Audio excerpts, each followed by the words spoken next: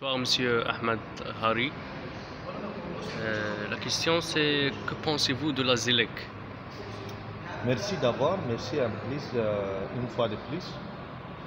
La ZLEC, c'est quelque chose que moi je regrette profondément, parce qu'on ne comprend pas comment nos chefs d'État acceptent de signer quelque chose qui est la mort même du continent africain. Imaginez aujourd'hui le monde entier, et plus particulièrement les grandes puissances multinationales et stratégiquement émancipées comme l'Union européenne, qui ferment les frontières. Les États-Unis commencent à fermer les frontières.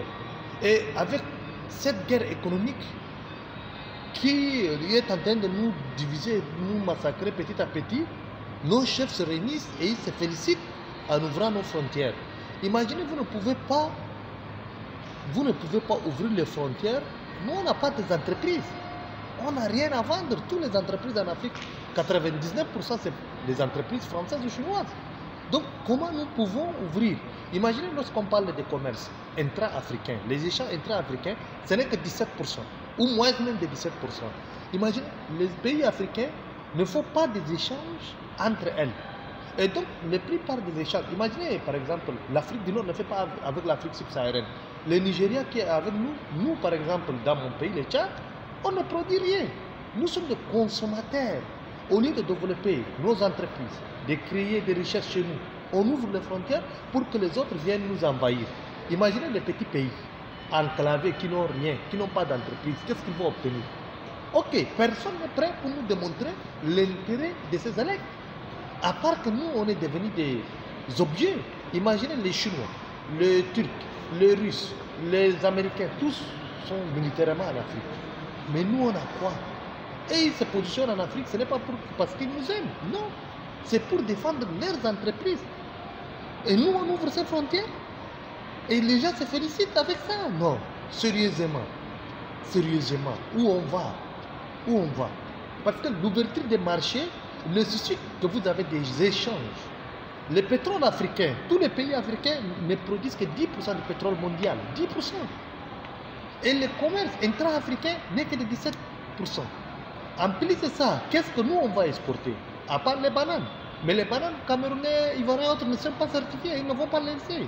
Les cacao, quel cacao? L'Afrique du Nord n'achète pas le cacao du Cameroun, du Gabon et de Côte d'Ivoire. Qu'est-ce que nous on veut vendre? À part les produits finis. Mais avec ça, vous ouvrez pour que les Chinois qui sont partout là, ils vont venir inonder. Non, je suis tellement désolé et je regrette les gens qui se sont réunis pour chanter le panafricanisme, les gens qui ne sont même pas capables aujourd'hui de nous unir dans nos propres États. Imaginez tous les pays, on a des problèmes sécuritaires. Si on n'arrive pas à résoudre les problèmes sécuritaires, tout ce qui suit est nul. Est nul. Vous ne pouvez pas parler d'économie tant qu'il n'y a pas la sécurité. Vous ne pouvez pas parler d'économie tant que vous n'avez pas de routes. Vous ne pouvez pas parler d'économie, d'échange, tant que vous n'êtes pas unis et vous ne savez pas ce que vous cherchez.